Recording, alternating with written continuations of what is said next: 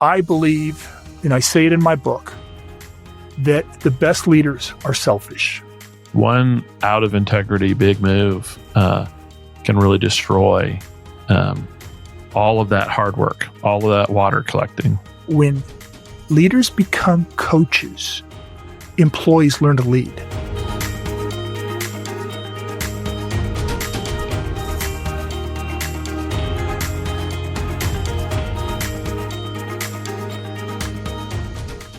Hello, and welcome to the Liberty Spenders Podcast. We are Kurt and Kristen Ludhart, your hosts and co-founders of the Prosper Group, an agency that's helped raise over $500 million and help elect over 100 members of Congress, 15 governors, 15 U.S. senators, and 1 president. And now, in addition to helping political candidates get elected, we're helping your business get elected by answering this question: what if you could exponentially grow your business by tapping into a lucrative and engaged audience that we call Liberty Spenders? Now, Liberty Spenders are politically conservative or faith-based consumers. We've identified 76.5 million of them, and they're looking to buy from businesses and brands that align with their values. If you want to learn more about this, you can get access to our new best-selling book at libertyspenders.com/free. Our guest today is Stan Gibson, who's an inspirational speaker, author, and leadership consultant, and, by the way, has one of the best weekly email newsletters I receive. So a little advertisement there, but Stan has over 35 years of experience as a Fortune 500 executive. He's now an author, entrepreneur, and inspiring speaker. He founded Oxygen Plus and wrote Living Rich and Intentional Life, which we have right here, fueled by his passion for people-centric leadership. Stan empowers leaders and teams to boost impact through collaboration and clarity, blending business savvy, athletic discipline, and neuroscience-backed wellness strategies. Nobody's going to accuse me of blending athletic discipline. He delivers dynamic leadership coaching and keynotes that ignite performance and purpose. Stan, wonderful to have you. Welcome. Thank you so much. Let me see if I can dial back my mushroom coffee here a little bit and try to focus here for the next hour. But I'll tell you what, thank you so much, Kurt and Kristen, for having me on. I really appreciate it. Yeah, it's been good to have you. And when we were prepping for this, we thought to lead with a maybe unexpected question at first. You know, Chris and I are very proud to have been married 21 years, but you have been married 43 years, and you met your wife in 3rd grade. So I think if you've been married for 43 years and you met her in 3rd grade, you probably have known her for 55 years or older. What's the secret to your lifelong partnership? Oh boy, I tell you what, marry up. That's what I did. I tell you what, in 3rd grade, I could just see, this chick's got something that I need. She's got this positivity. She's got, she's just the package. She's awesome. And so ironically, our mothers are still living in there. They're very, very close friends. And so we grew up in this small Midwest farm town. And, she's one of the 3 farmers' daughters. We grew up in a farming community, and 3 beautiful daughters, and they're all really cool. And so my wife Sharon, we didn't really date much. We went to freshman homecoming, and that's one of those where you're polishing the handle on one side of the of the doorknob on one side of the car, and she's on the other side, and you're afraid to even look at each other. And so we went to homecoming our freshman year, but we didn't really date again until the end of our senior year. And then we just kind of let God take over. We said, you know what, I'm going this direction, you're going that direction. If it's meant to be, it's meant to be. And you know what? It was meant to be. And so, we've celebrated 43 wonderful, wonderful years of marriage. And we're blessed to have two twin grandsons, or 3.5, and 1 + 1 doesn't equal 2, everybody. When you have twin grandsons, I'll tell you what, that's like having 5 kids running around the house. So anyway, that's the story. And my wife and I were still just as much in love today as we were 43 years ago. And she's my best friend, and proud to call her my wife. Yeah. Well, marrying up, I think, is a key piece of advice. That's probably much of our secret to 20 years of happy marriage as well. You'll be doing fine. You'll make it to 43, and then you'll make it to 50. And every season of life brings something new, and it's just awesome. So, congratulations to you too as well. Thanks. Yeah. Well, you talk about this in your book, but you and I have talked about this one-on-one a couple of times, and I think there's a really powerful story you tell about going from worst to first, and it involves your college football career, and plays into many of the themes of your book. So I wanted to start with that. Share how that journey from worst to first shaped your approach to leadership today and the lessons you learned from that. Yeah, it's one of the craziest stories you'll ever hear, quite honestly. And, I do a lot of keynote speaking. And so it is one of the stories that I lead off with when I keynote. And I don't even think the story's in the book, quite honestly. But when I was a senior in high school, I wanted to be recruited just like everybody else. And had a Division II school recruit me, and went there, and I was like, God, this is going to be awesome. I get to go, and I got hosted by a guy that was drafted in the third round by the Pittsburgh Steelers, and I thought, you know what, hey, if they can put him in the NFL, they can certainly give me a shot at it. And so anyway, I went to Eastern Illinois University, and it was, gosh, these guys, I remember a small farm town, so I get here and I'm just like, my eyes are like silver dollars. I'm looking, guys are big, they're strong, they're fast. They're just amazing athletes. And, I'm really excited. This is my freshman year. And, lo and behold, they lose the first game, then the second, then the third. They lost every game that year, except for the very final game. They went 1-10. They were voted one of the worst football teams in the United States. Wow. And I'm sitting here and I'm Ouch. looking at these guys and I'm saying, gotta be kidding me.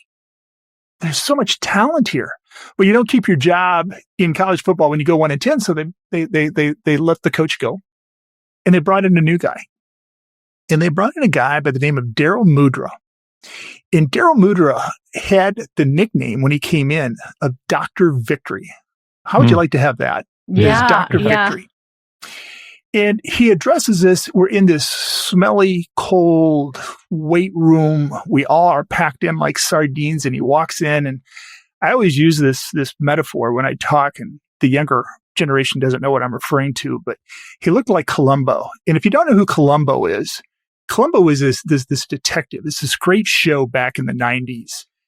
And Columbo walked in, and he looked like Columbo, which was Peter Falk, an actor. Kind of disheveled, hair a little messed up. Just, Columbo was always, you thought he was the dumbest guy in the room, and you found out he was actually the smartest. And Coach Mudra walks in, and he just looks at us, and he says, you know what? I don't really know much about football. Well, that's not really what you want to hear when you just came off of a 1-10 season. And he said, in fact, I'm going to be coaching from the press box because I don't really like to be down in the field. I can't see very well down there. And I just observe. I'm up in the press box on Saturdays. And right now, you're not realizing it, but he's being extremely authentic. He knows who he is and he knows who he's not. Because while he didn't know a lot about football, he knew a lot about life. He actually was a philosopher. He knew a lot about Socrates. He knew a lot about Aristotle. He knew a lot about just how life worked. And he went on to say, the most success I've ever had in football, personally, as just an individual coach, was I coached my grandson's Pop Warner team, and we won the city championship. And now you're really getting nervous because you say, my God, how did we get the name Dr. Victory? Well, then he goes on and he says, but I'll tell you what I'm going to do for you, gentlemen. I'm going to make sure that, you're educated, you're well-fed. I'm going to surround you with good people. And that's lesson number 2. Lesson number 1, be authentic. Know who you are, know who you're not. Lesson number 2, surround yourself with good people. And so he introduced us to a coaching staff that he had assembled. And, it's good to name drop here a little bit because, one of the guys had just played here at Eastern Illinois just 3 years ago. And he had moved on, and now he's coming back to be our offensive coordinator, and that's Mike Shanahan. And if you know a lot about football, Mike has 3 Super Bowl rings, coach of the Denver Broncos. His son, Kyle, is currently the coach for the San Francisco 49ers, who wasn't born at the time, by the way. That's how far back we go. When I'm keynote speaking, I'd put a picture up of these coaches. And so you see Mike Shanahan when he was 25. Now he's probably close to 70. And you see, I point out another guy, Joe Taylor, who was just put into the Coaching Hall of Fame about 4 years ago with 238 wins in college football. And another guy that is voted one of the top defensive line coaches in the NFL of all times. He's put many, many guys into the Hall of Fame that he's coached. So he's surrounding himself with good people. But the one really crazy thing about this, so he's got 3 or 4 really good coaches he brought in, but the rest of the coaches were from the 1 in 10 team. So that's another lesson. These are great coaches in a bad fit system. And we have a lot of good leaders out there that are great leaders in a bad fit system. The system we ran when we were 1 in 10 was called the Veer offense. And it was boring. It was highly precise. It didn't suit the talent on the team, because that's the next lesson. We went from 1 in 10 to national champions in 12 months. In 12 months.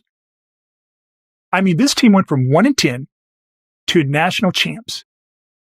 We had a coach that came in who was highly authentic. He knew who he was and he knew who he wasn't. He brought in good coaches. I mean, this is Division II, so you're not bringing in high name coaches. You're bringing in people that you've identified as good talent, but he's also recycling the coaching staff from the 1 in 10 because they were good coaches in a bad fit system. And the players, while we brought in 4 or 5 really, really good players, it's still the same players. They were in a bad system. So when you start to get coached up, when you start to understand, I'll just give you an example. Our quarterback, he moved out to wide receiver. He was a better wide receiver than he was a quarterback. We had a linebacker who, he had to think too much in that position. Put him as a on the defensive line. All he had to do was just say, go for the quarterback. He became an All-American and played in the NFL. That's what happens when you put the right people in the right position. And this is called people-centric and human-centric leadership. And so taking this type of paradigm and moving it into organizations in the corporate world, it works. It absolutely works. And, I'll just add, just another quick thing is that, he could tell morale was down. I mean, it's really about the people. It's about the players. And he said, what can we do? And our uniforms, when we were 1 in 10, God, they were boring. Holy cow. we made Penn State look sexy. I mean, and if you've never seen Penn State, that's white pants and a black shirt. Well, we were even more boring than that. And, this was back in the late 70s, early 80s, and white shoes were, being introduced. And, you can always run faster and jump higher in white shoes. Everybody knows that. And so anyway, they got up the courage to say, hey, can we get some new unis? And, within 2 or 3 weeks, this box opens up and got these mesh new jerseys that, the receivers can show their 6-pack abs, and got these silver pants with, it looked just like the Detroit Lions. Mm. And the helmet was beautiful. It was silver. It wasn't blue, just blue. It was silver with a panther down the side of it. And lo and behold, we had white shoes. And so anyway, all of a sudden, now you're starting to see guys believe in themselves. Mm. And so again, back to people-centric leadership. When you start to believe in yourself, when you start to build a culture, which is what I work with in my leadership, helping companies build culture, amazing things start to happen. And while I only lasted 2 years, I just realized I was never going to be big enough. I'd still got my weight up to 240, and they had moved me to the offensive line. I needed to get up to 280, and just wasn't going to happen. And so I had decided to move on. But what I did, which was a God thing, was a high school about 20 miles away called, and they said, we've heard about you. Would you be interested in being our assistant head coach? And that interested me. And they said, by the way, we haven't won a game in like 3 years. And I'm like, okay, so that's why you're calling me the week before the first game. And by the way, you're going to be the defensive coordinator, and we got a game this Friday. So I show up, same exact situation, just ragtag group of guys. And we showed up. We played one of the top 10 teams in the state of Illinois. I mean, I think they were ranked 7th in the state of Illinois. We lost 89-6. 89-6. Oh, I don't know if I was more amazed that they scored 89 or the fact that we actually scored 6. Both of them were amazing to me. But we started to introduce the same concepts. And, I was fortunate to bring some other coaches along from Eastern Illinois, guys that had played and had decided to move on well, but they were good coaches. We got the new unis. We got white shoes for the next year. And the good thing about high school is, when you got a lot of juniors, they become seniors, and they dedicated themselves with a lot of, again, they were just good players in a bad fit system. Mm. And, we played that same team a year later. They were still ranked like number 7. And I'd love to tell you we beat them. We didn't, but, we lost 6-0. And Wow. It was a tipped pass right before half. And so, yeah, it still crawls at me all the time. But the bottom line You don't is, say. yeah, I'm going through a little therapy right now, and this is we're talking. But the bottom line is, the concepts worked, and we had a great year. And I said this, I think, in my keynote a few weeks ago. Being carried off the field is it's one of the most joyous things that's ever happened. And it wasn't about me. Mm-hmm. It was about what we did. Mm-hmm. And I wish that we could carry really good leaders and really good bosses out of office buildings in a celebratory way, in a great way. Because when you impact others' lives and you create culture, it's a beautiful thing. And so that's what motivates me, this people-centric leadership. And again, I always say I learned what I needed to know about people-centric leadership in college, and it wasn't in the classroom. It was just by observing this one guy who knew very little about football, but he knew a lot about life. So that's my story. And so if you ever see me speak in public, you can go to sleep for the first 15 minutes because this is exactly what I'm going to talk about. But I love it, and it's a great story, and it just it's something that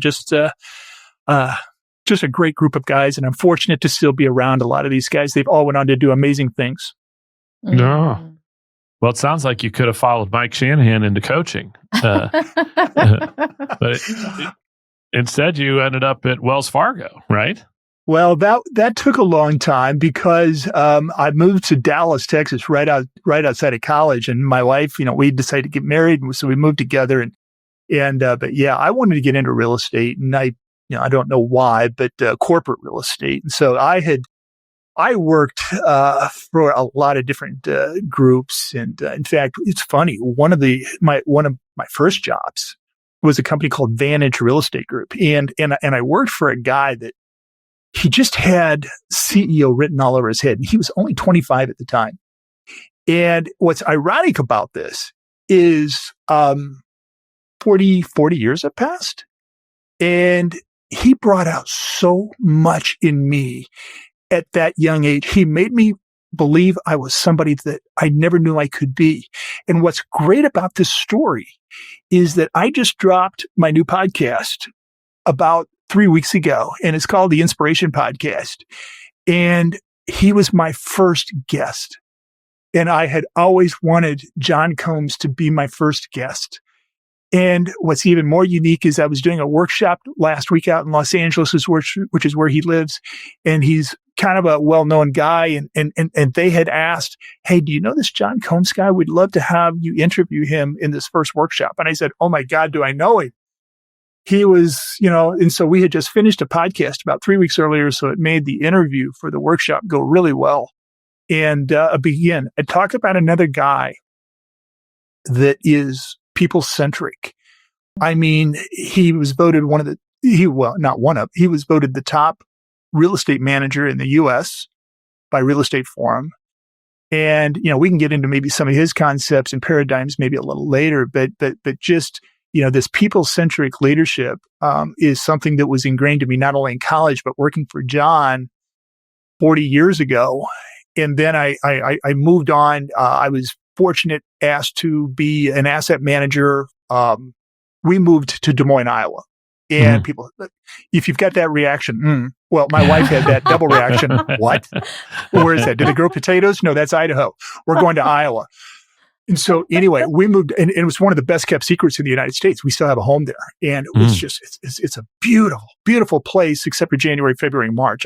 It's probably not one of our favorite places, which is why we live in Scottsdale. But I would say that, we moved on to Des Moines, worked for Principal Financial Group, great company, actually ended up being an entrepreneur, lifting about 150 employees out of the Principal Financial Group. We started our own company. That went really well.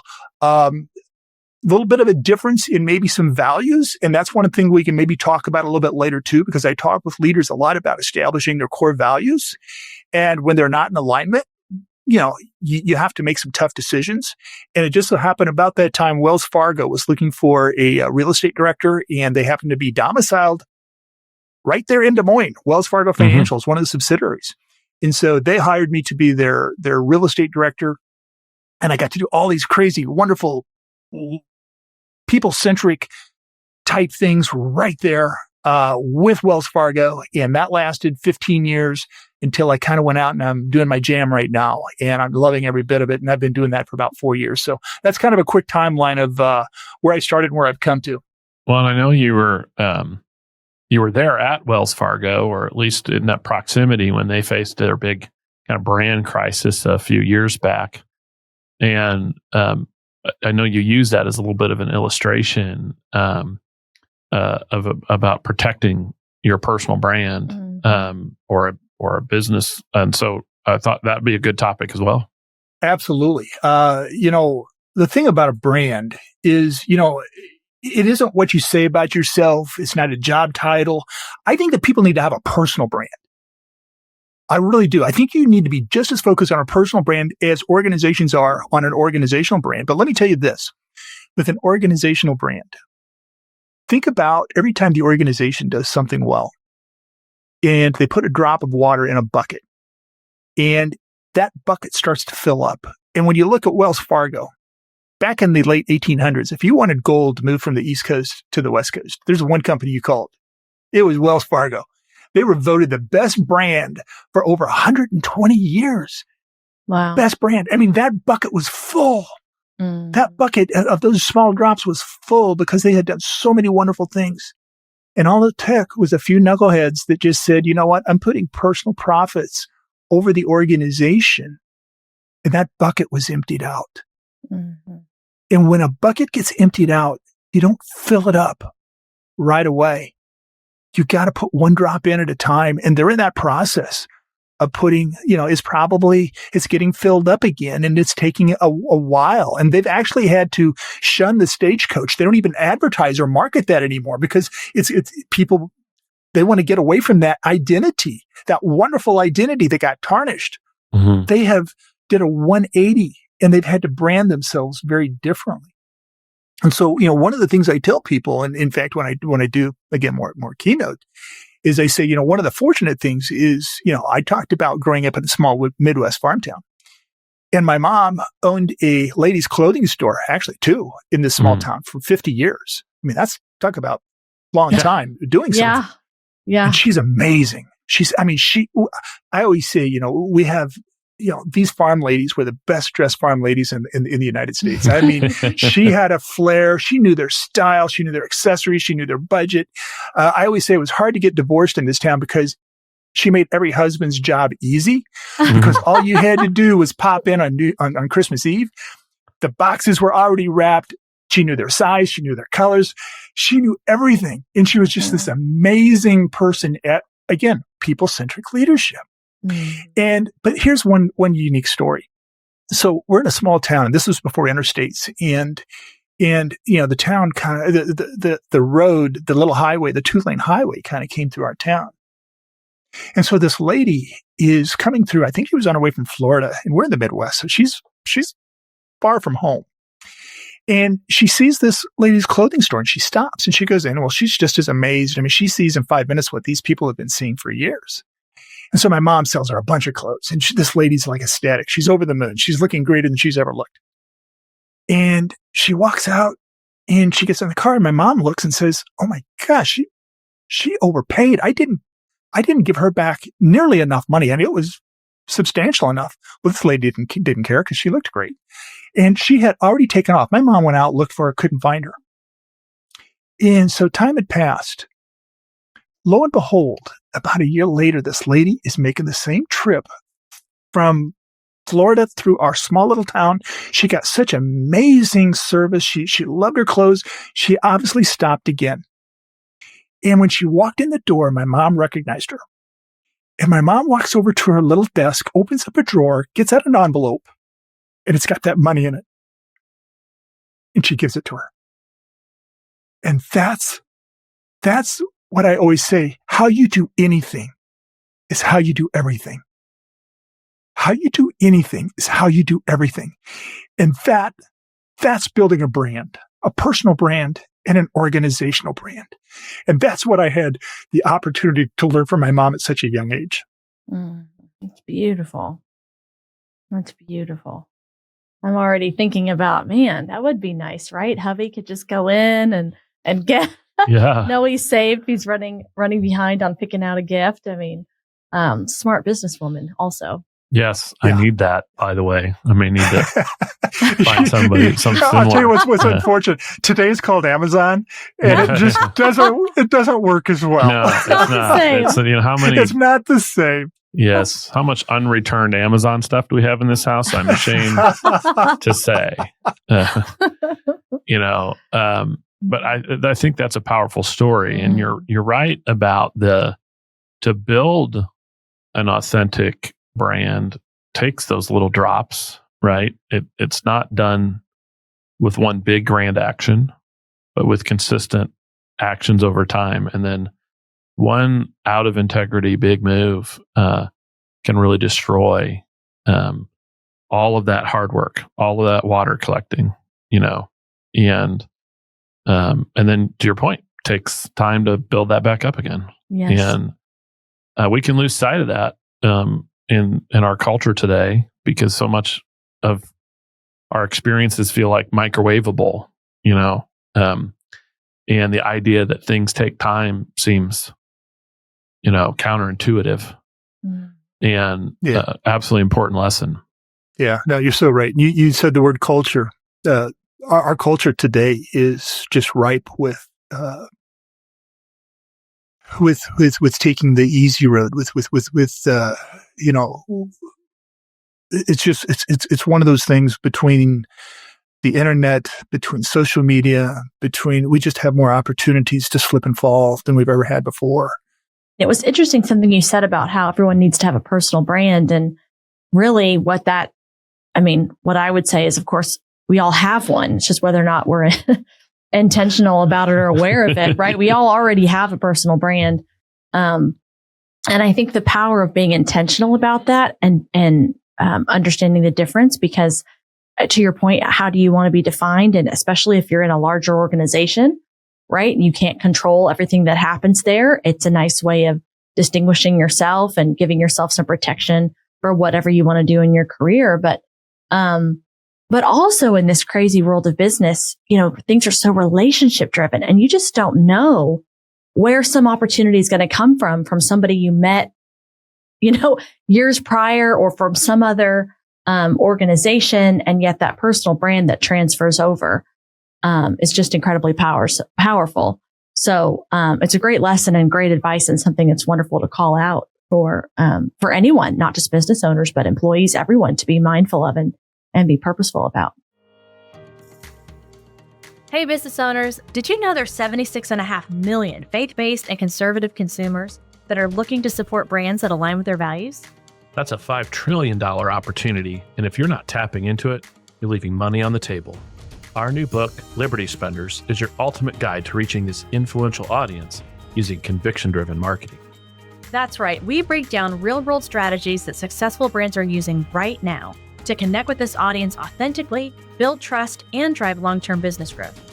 So if you're truly serious about standing out in today's crowded market, grab your copy today on Amazon or visit libertyspenders.com. And don't miss out on this revolutionary strategy called conviction-driven marketing. Yeah, absolutely. And I think it's a good transition, because somewhere in this career, you decide, I'm going to write a book about living an intentional life, and I'm going to start coaching and working with businesses. So what inspired that transition to kind of transition from the corporate world to going out and helping other businesses this way? Yeah, well, never let a good pandemic go to waste, my friends. There was a lot of downtime in 2020. And so, I have been speaking out on the circuit for probably about 10 years, and people kept saying, where do I buy your book? Where do I buy your book? Well, I don't have a book. And I had a full-time job. I was still working for Wells Fargo. And, I always told Wells Fargo what I was doing. I was being asked to speak about leadership. And so that was kind of my time, my dime. I was doing it on my own. I was even coaching before and after work. I was kind of setting up what I called Plan B. And I didn't know that I'd ever need Plan B. In fact, it's one of my first episodes in my podcast, setting up Plan B. And whether it's a hobby or whether it becomes your vocation, I had been speaking. I already had a website. I had already, again, the website was sitting on the shelf. It wasn't public. Mm-hmm. I was coaching before and after. God had blessed me. So people that I was coaching, I was just having them write a check to charity. But I was setting the table in case I ever needed plan B. And lo and behold, on February 25th of 2021, Wells Fargo, they had like 300,000 people. And as I said, they had to change their brand. They had to clean house. They had to do a lot of crazy things. They had to slim up. And so I knew, I was kind of the end of my, career as far as, needing to be there, but they laid off 40,000 people. And I knew that I was probably a good candidate. And so, when they had that conversation with me that, here's what we're going to do, I was ecstatic. I had plan B. That happened, I always say February 25th, 2021, because on February 26th at 8:00 in the morning, I was open for business, baby. I already had clients. I already had speaking gigs. I already had a website. I already had a lot of cool things going on, and I had a platform. And so, and a nice package to kind of ease the pain, for the next year or so. So anyway, having a plan B, I always work with a lot of clients just to make sure that, if you're in this comfortable situation in life, it may not always last. And you know what? Why not develop a plan B that fits you, that fits what you love to do and fits your swim lane? I always talk about being the Michael Phelps or Katie Ledecky of your swim lane. Wouldn't it be cool if you did something that you won any event you were in by 5/100,000ths of a second versus the second best person in the world? It's so, I don't want to say effortless. They put a lot of time and effort into being the best at what they did. But what if you did that? What if you took your basic skills and got better at them and better? And then you found out what you love to do. And I will tell you what, I always say I haven't worked a day since February 26th of 2021 because I love what I do. And not that I didn't before, but that's a big thing of what I do is I help people try to find, their swim lane. I help them to be that Michael Phelps and Katie Ledecky of their swim lane, whether they're working in the corporate world, whether it be teams, helping everybody find that right swim lane, or you individually. But that's kind of what I do is helping people. We go through a tremendous amount of self-awareness. We go through a tremendous amount of well-being and the neuroscience of how to take care of yourself as a leader. I always say, if you're not well at home, you're not going to perform well at work. If you're not performing well at work, you're not going to perform well at home. You have to get the right package. You have to get the right balance. And then I talk a lot about living life with intention, productivity, efficiency, how to get 30% of your time back so that you have more time to spend with family. You have more time to do the things that you want to do.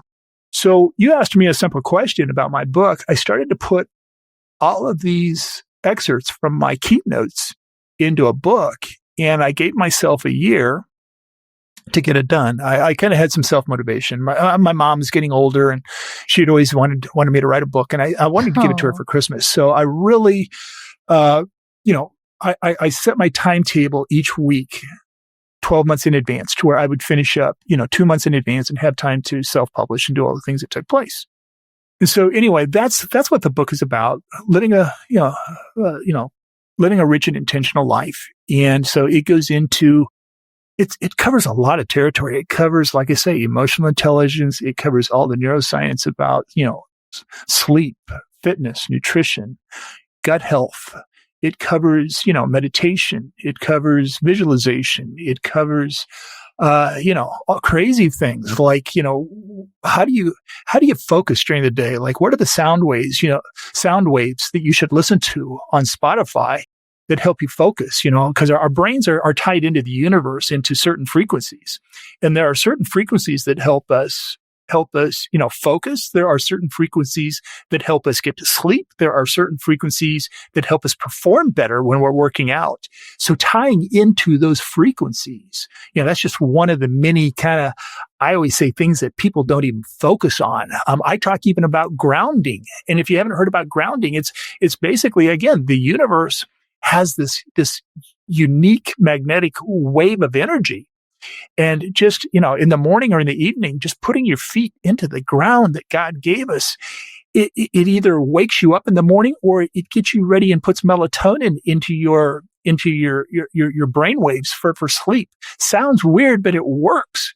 So I get into all the nuances around sleep, around nutrition, around fitness, and just around living a life with intention. And I believe this is applicable to every leader out there because we need sleep. We need to show up at our best.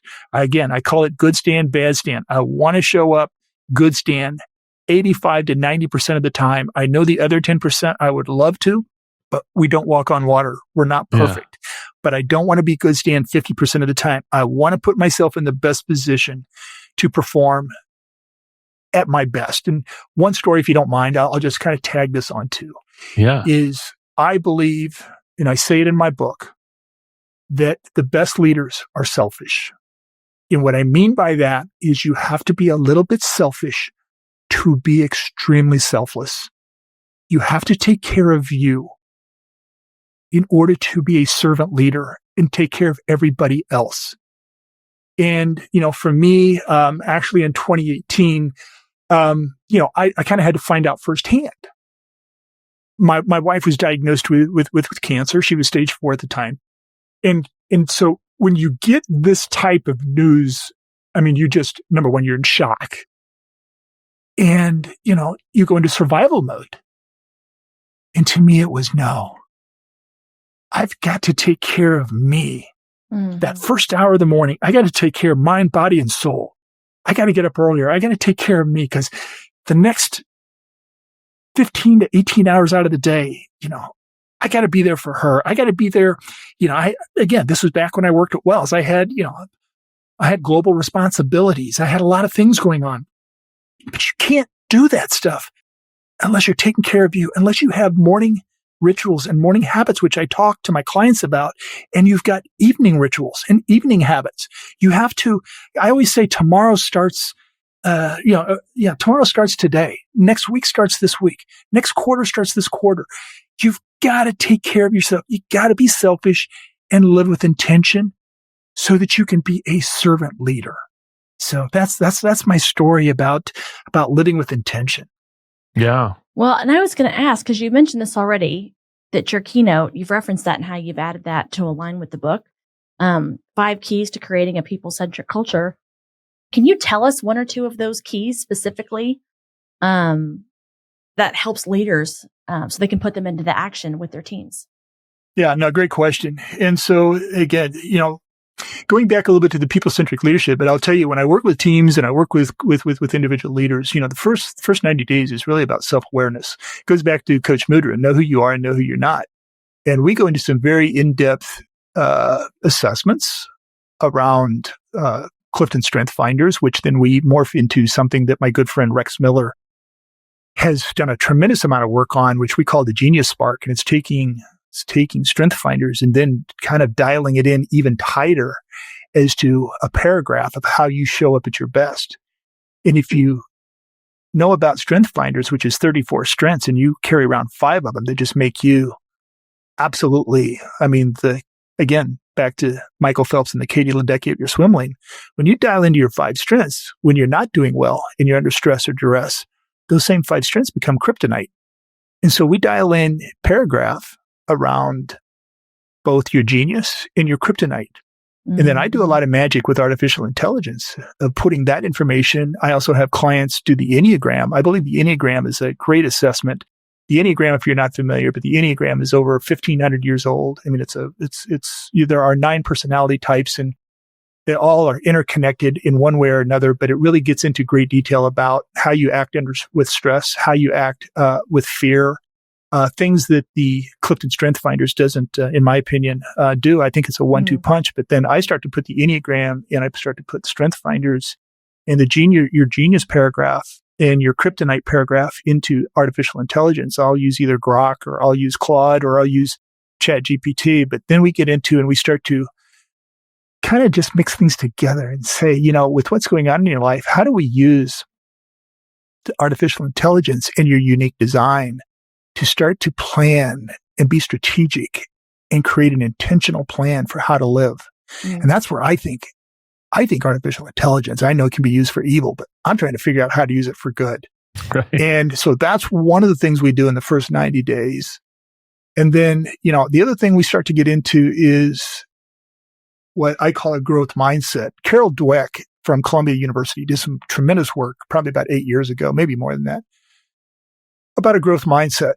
And so many leaders today think they have a growth mindset until we really get into it. They have a fixed mindset. And I'll give you an example. A lot of my clients, when they're hard charging leaders, a lot of them, one of their strengths in Clifton Strength Finders is they're competitive.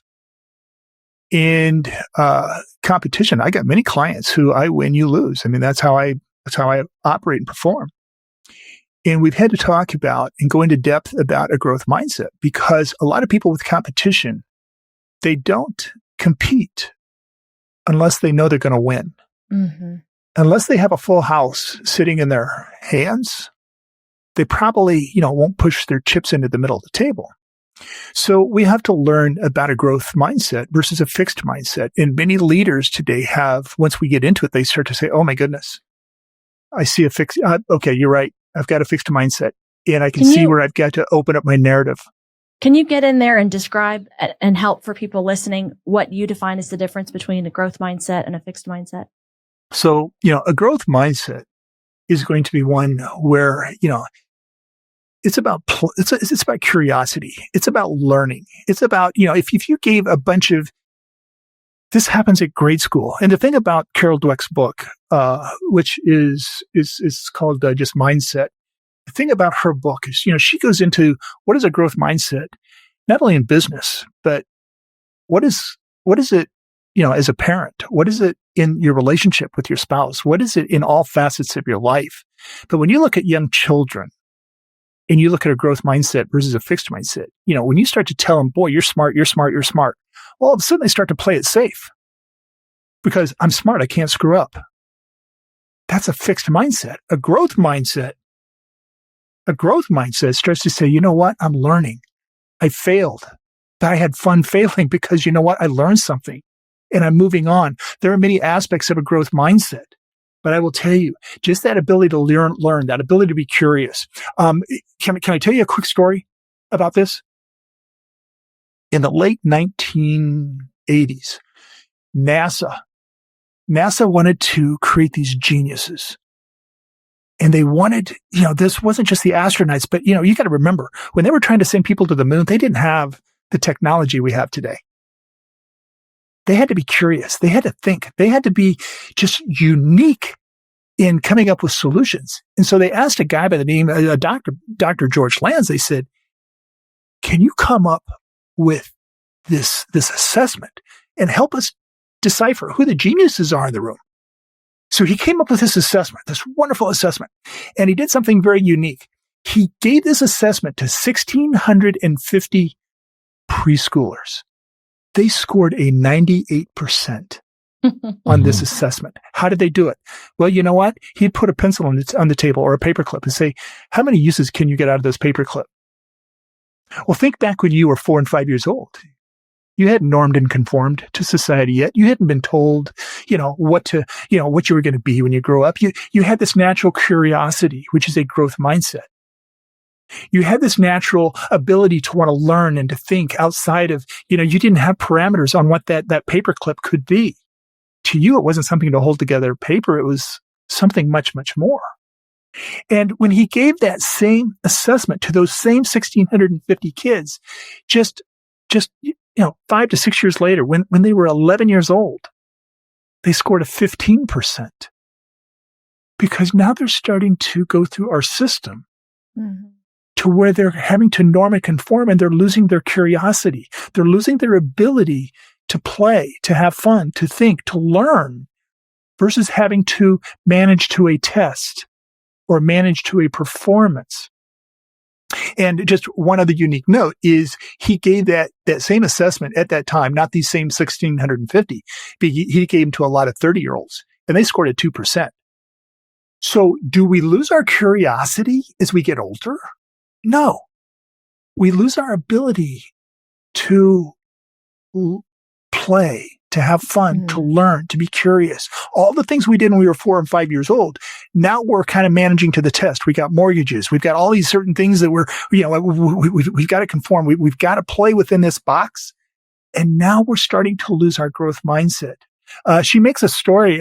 She notes in the book, John McEnroe, one of the greatest tennis players of all time, fixed mindset. Every time something went wrong, he blamed it on his coach. He blamed it on the linesman. He blamed it on this. He blamed it on that. And John McEnroe will tell you, I was my own worst enemy. I did not allow myself to even be greater because I didn't allow myself to learn, to absorb losses, to take and become a better version of John McEnroe. So that's what we do is we sit and we work with clients on that growth mindset. How do we? I've got, again, when I look at the assessments for Clifton Strength Finders, I've got several clients that are, they have that competitive edge. They've got other competition is one of their strengths. They've got other strengths that are analytical and they're very detailed, and they lead into a fixed mindset. And we have to reverse that.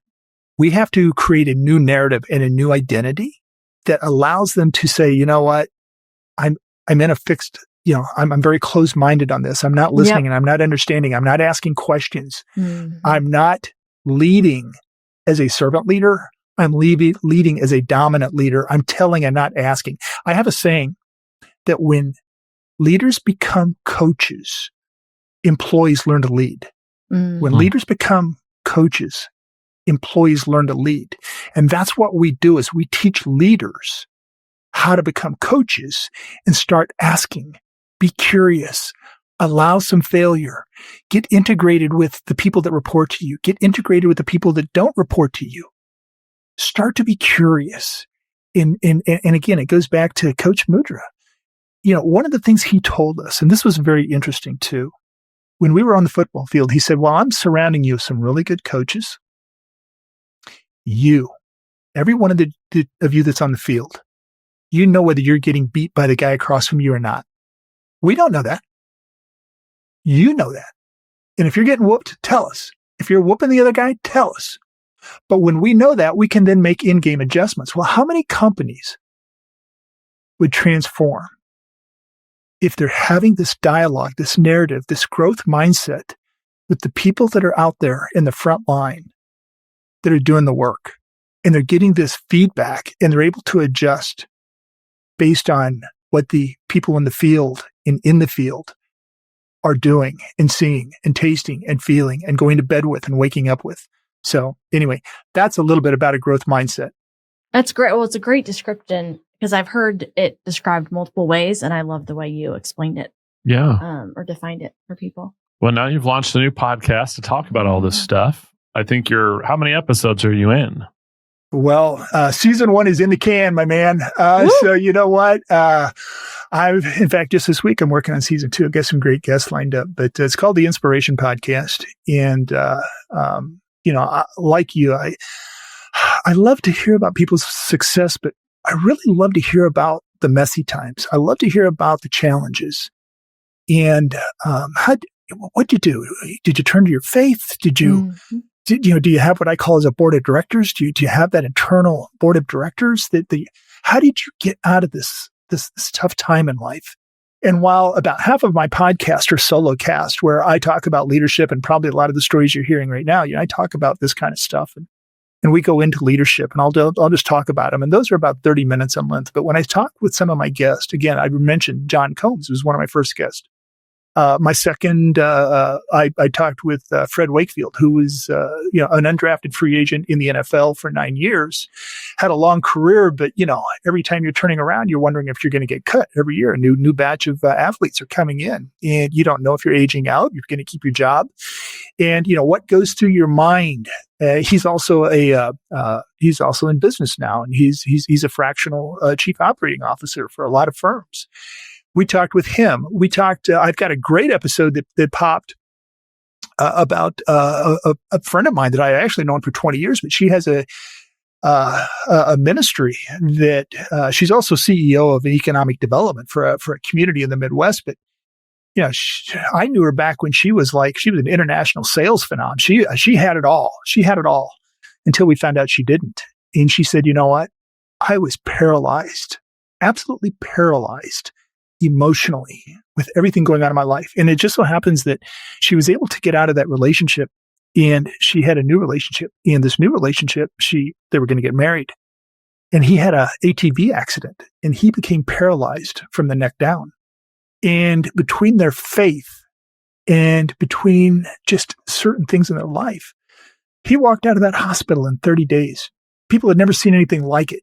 And she has a ministry now called the Paralyzed Movement, and she's a keynote speaker. And so these are the type of guests I've got. I've actually got, I think coming out in 2 weeks, I've got Carly Patterson, who won the gold medal for the U.S. women's gymnastics in 2004. And again, we get into a lot of Carly's information about what they were going to cash it in before the Olympics because everybody was hurt, and they had to bring in the alternates. And it's like, do we even have a team or not? Are we even going to be in the Olympics? And they had to make a game time decision going into the Worlds. Are we going to go out and fail? And if we are, we're going to do it as a team. Well, they didn't fail. They took golds with alternates in the Worlds and prepared themselves for the Olympics. And it's an amazing story. And Carly's got an amazing story about, her own personal trials and tribulations, trying to become a mother and things like that. So that's a little bit about the Inspiration Podcast. That's exciting. And we can all use more inspiration in our lives. So I cannot wait to check it out. And that's exciting that you've got it under wraps and are already working on season 2. That's exciting. Yeah. Yeah. And before we get into the end, I did want to touch base on your Mastermind program. So, because there's different ways that people can interact with you. They can listen to your podcast, they can subscribe to your newsletter, but you also have this Mastermind program. Talk about that a little bit before we get into our lightning round. Yeah. So, now you got me scared about the lightning round. I'm going to try to make this as long as possible so there's no time for that left. But I tell you, I've got, number one, by the time this probably launches, I'm trying to really come up with 10 to 15, I think, unique leaders, entrepreneurs. And if you're listening and you think you want to be one in this mastermind, but I really believe, that there's an untapped world out there where people talk about the things that I'm talking about: emotional intelligence, well-being, talking about efficiency, talking about culture. I believe I hate mission statements and vision statements. To me, it's something that shows up on a plaque in the receptionist office. And if you were to ask many of the employees, they wouldn't really know what it means. I believe in something much different when creating culture. And I believe in something that's more actionable. And so I've got this mastermind that I've got some help, and we're putting together a really cool package. And it's going to not only involve 10 to 15 people and meeting once or twice a month, but even my own individual coaching. But it's going to talk about leaving a legacy, creating culture, well-being, artificial intelligence. How's it working for you? How's it working against you? How can you make this really become more efficient? So I've got a lot of these things with this mastermind. And then I've also got workshops that include all these things I just talked about that I'm customizing for groups around the country. And so, I can either do, right now I'm working with a group out of Los Angeles. We've got, I'm there for the next 12 months. I just had the first one last week, and we're talking about all these things. I don't have to go 12 months. If somebody says, you know what, we like these topics, then we can do 3, we can do 1, we can do 4. I can even show up and do a keynote, and we can do one, the following day or the day up. So I'm working on developing all these concepts and these paradigms into either workshops or into this mastermind. And it just really energizes me. And again, that's part of my keynote too, is talking about these things. So hopefully that answered your question. Absolutely does. Well, and that's a good caveat into our lightning round. We end every podcast asking the same 3 questions, and I often get really fascinating answers out of people. And we try to keep these tight, 60, 90 seconds. First question is, what legacy would you like to leave behind? Maybe it's from your coaching, consulting, or just in general? I've asked the question, who does God want me to be? Mm-hmm. And so, I really, I've kind of wrestled with this, but I really believe it's just transformation. I just love the word transformation because to me, it's like, I love to see people change. I have this vision that, down the road, maybe when I'm not here, that my grandsons, they're going to see a marked up Bible that is just, it's dog-eared. Pages are torn. I mean, it's been used. It doesn't sit on a shelf.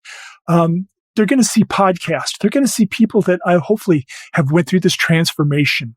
That I've been fortunate enough to work with them on, and they're going to talk to these people. So that's my legacy. That's what I hope happens. I kind of build it around my grandsons and what they might witness 15 to 20 years down the road when they want to look back on their history and see what their grandstand did. Yeah. It's beautiful. Yeah. And then we like to give an invitation for people to talk about something that's grabbed their attention lately. Maybe it's a hobby you're into, sports team you're excited about, a cool book you read. What's something that's captured your attention? Wow, great question. And I probably answered a little bit, but I've been doing a lot of work in Jamie Winship and with his work. And if you don't know who Jamie Winship is, he was a police officer that is a Christian. And he went into gang-ridden areas and was able to transform these gang leaders into Christians based on helping them understand what their real identity is, what their true identity is. And then the CIA tabbed him and said, gosh, if you're this good doing this, would you go over into the Middle East and start working with jihad Muslims that are just, crazy nuts? And could you transform some of this?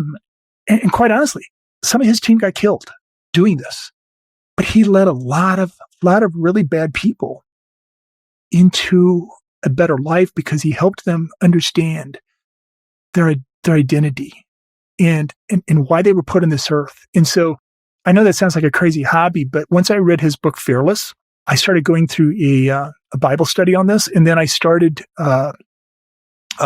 working on my own and using artificial intelligence to help say, here's all the information about Stan Gibson. Help me understand what's my identity. And so it came back that, I'm his Barnabas. I'm his guy that I'm just the glue that brings people together. I connect dots and I connect people. That's my magic trick.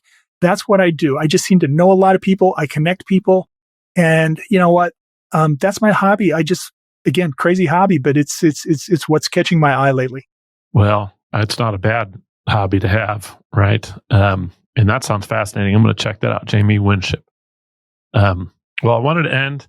We always give people, 60 seconds to do a little bit of gratuitous self-promotion. So somebody who might be thinking, maybe I want to work with Stan. Maybe I want to join his mastermind, whatever that might be. Maybe I want to do some coaching with him. What kind of people should be reaching out to you? Why should they be doing it?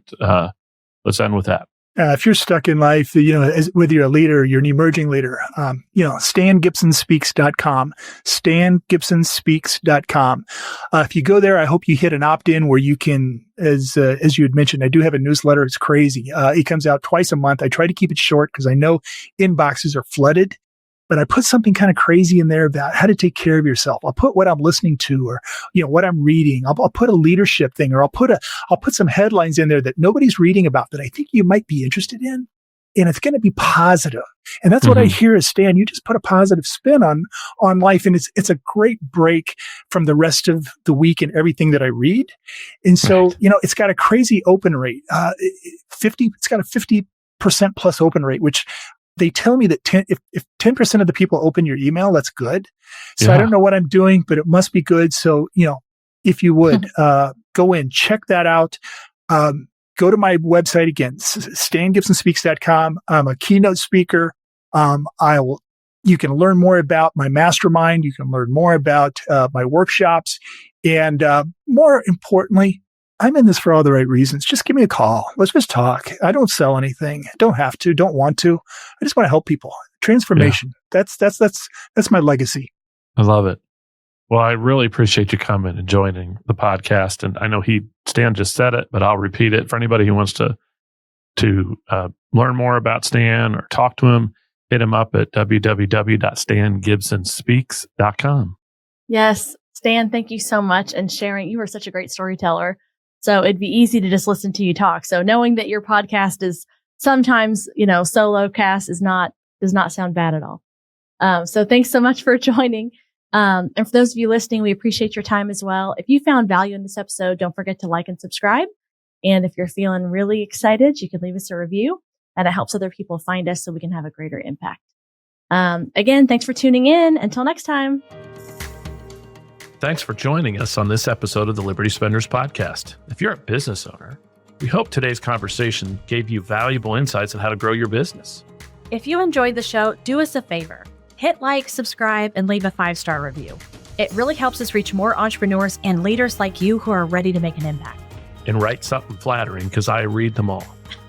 Don't forget to grab your copy of Liberty Spenders too, available now on Amazon and at libertyspenders.com. It's packed with proven strategies to help you reach the 76.5 million consumers who are looking for brands that share their values. We'll see you next time as we continue exploring how to grow your business with purpose and conviction. Thanks for listening. We'll catch you on the next episode and the one after that.